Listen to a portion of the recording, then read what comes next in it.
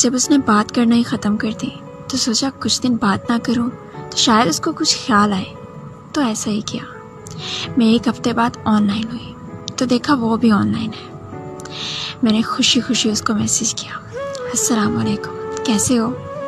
اس کا کوئی جواب نہیں آیا۔ میں یوں ہی اس کا آن لائن شو ہوتا نمبر دیکھتی رہی کہ اب اس پر ٹائپنگ شو ہوگا، لیکن یہ دیکھتے دیکھتے وقت کا پتہ ہی نہیں چلا کہ اس نے کب میسیج سین بھی کر لیا۔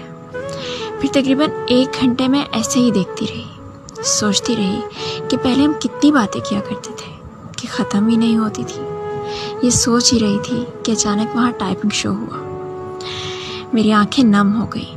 کافی دیر تک ٹائپنگ شو ہوتا رہا اور میں سوچتی رہی اتنا لمبا کیا لکھ رہا ہوگا، کیا بات ہوگی۔ تقریباً 10 منٹ بعد میسیج آیا، بزی ہوں۔ مطلب اتنی اہمیت بھی نہیں تھی کہ سلام کا جواب ہی دے دیتا، اور میں ایسے ہی خوش ہو رہی تھی کہ پتہ نہیں کیا لکھ رہا ہوگا۔ ایک آنسو چھلک کر نیچے گرا، پھر دوسرا گرا، پھر تیسرا۔ اسی طرح ایک ایک کر کے آنسو رواں ہو گئے اور وہ آن لائن سے آف لائن شو ہو گیا۔ خود پر طنزیہ ہنسی اور کڑوی مسکراہٹ کے ساتھ موبائل رکھ دیا۔ دل میں یہی چل رہا تھا، زخم پر زخم لگے تو اذیت ناچ اٹھتی ہے۔ کاش محبت سے پہلے ہی اذیت کا تخمینہ لگایا جا سکتا تو میں اپنے حصے کی اذیت جان کر محبت کی طرف دیکھتی بھی نہیں۔ خیر اب تو کوئی مرہم ہی نہیں بچا تھا۔